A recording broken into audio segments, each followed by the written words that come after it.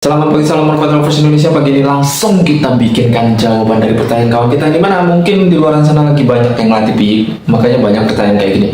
Untuk merpati bahan piyik yang tulang dadanya bengkok, apakah masih aman untuk dilatih? Takutnya nanti ke depannya bakalan ada permasalahan yang timbul secara dadakan. Kalau saya jawab sesuai pertanyaan, pasti saya bakalan jawab juga sesuai dengan pengalaman saya pribadi. Saya nggak terlalu ngambil jawaban orang gimana-gimana, karena kalau kita ngambil jawaban orang belum tentu dengan pengalaman yang kita alami. Jadi kita ambil kesimpulan umumnya aja di sini sesuai pengalaman saya, dan semoga bermanfaat video kita pagi ini.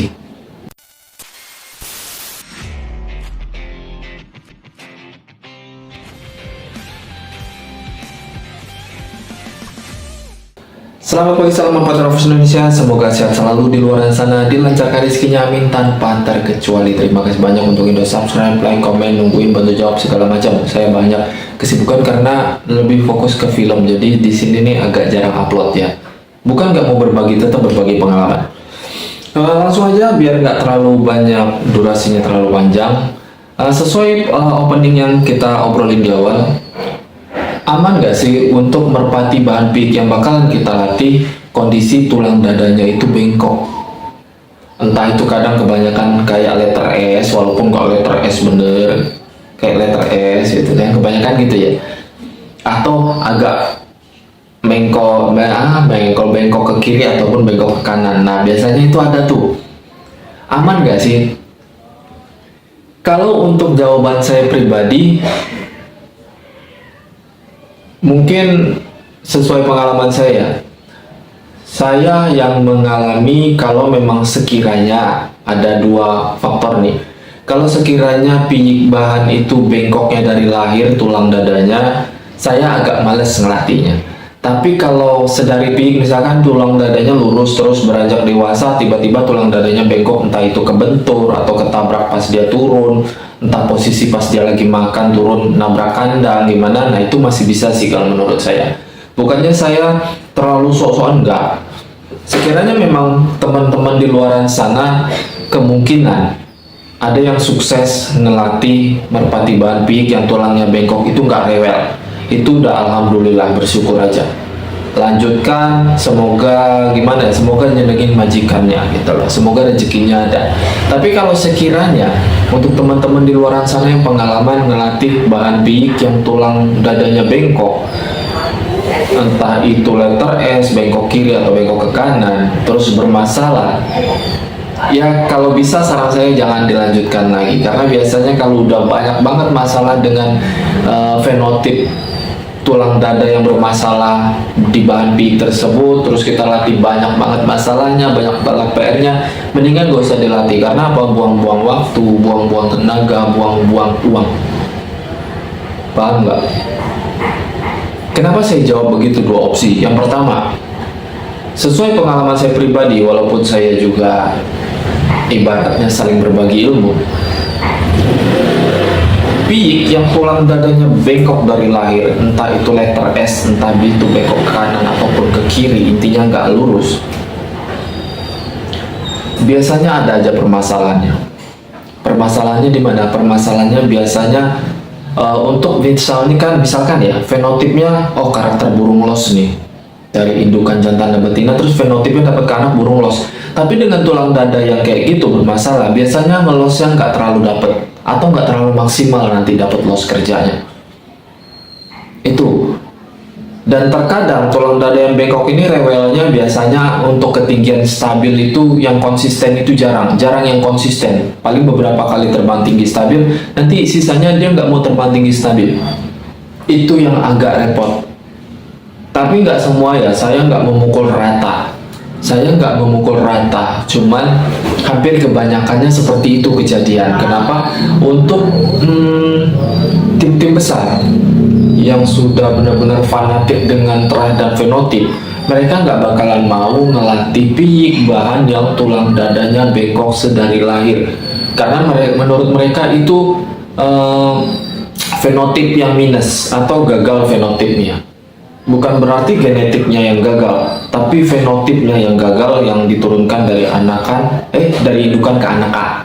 Nah, Nah, itulah kenapa mereka lebih memilih kalau untuk tim-tim besar dilelang, terah ini, fenotipnya begini-begini gitu. Mereka jarang, kalaupun mereka menunjukkan tulang dadanya agak begini gitu, misalkan agak minus, agak bengkok, atau agak letter S, agak bengkok ke kiri atau ke kanan, mereka nggak pernah mau menyebutkan nanti bakalan susah dilatih, gimana-gimananya, nanti bakalan butuh waktu terlalu lama, atau bakalan takut nggak jadi ngelatihnya. Mereka nggak bakalan mau ngomong kayak gitu.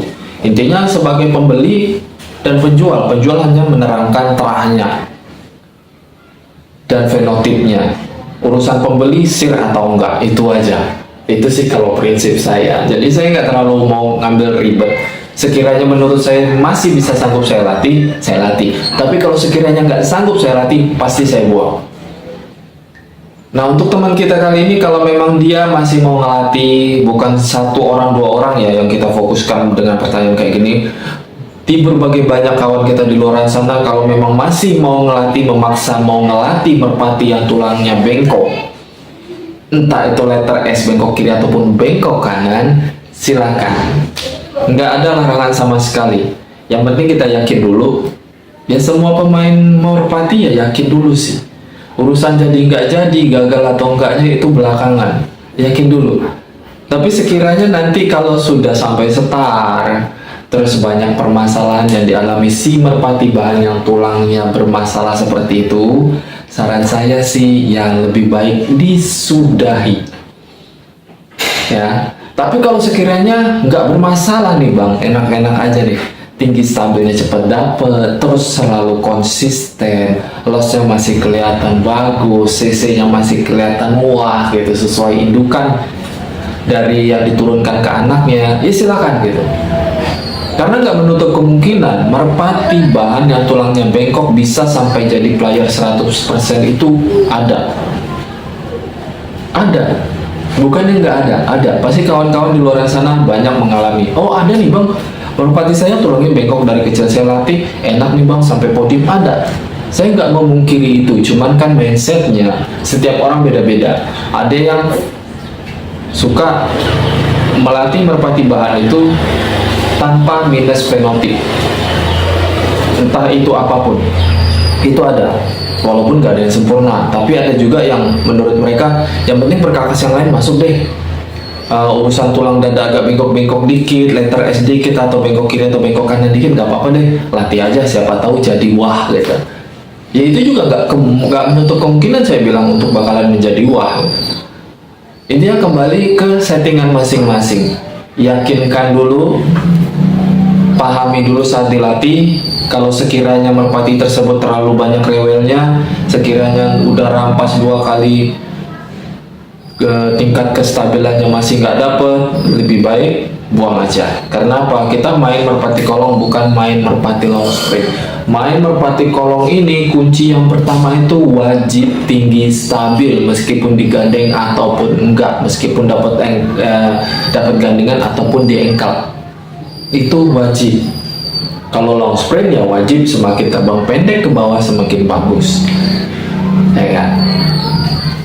Kalau untuk merpati kolong, prinsip saya wajib, yang penting dapat tingkat kestabilan tinggi dulu. Urusan ngolong itu belakangan, nanti pelan-pelan ngelatihnya. Kalau tingkat kestabilannya udah dapet, mentalnya udah dapet, dijamin ngolong dari atas sampai bawah. Bahkan pelan-pelan nanti CC dari atas keluar, loss dari atas sampai CC keluar. Biasanya gitu. Jadi untuk siapapun yang mengalami hal kayak gini, merpati bahan piyik yang tulangnya bengkok, untuk ragu melatih padahal terahnya jelas, latih aja dulu. Tapi kalau sekiranya rewel sudah 2 kali rampasan, buang. Simple kan? Kalau memang kurang jelas, silahkan di kolom komentar seperti biasa, curhatan jawabannya dengan kalimat yang sopan, oke? Saya rasa sudah cukup untuk video kita kali ini. Terima kasih banyak. Salam Merpati Lovers Indonesia.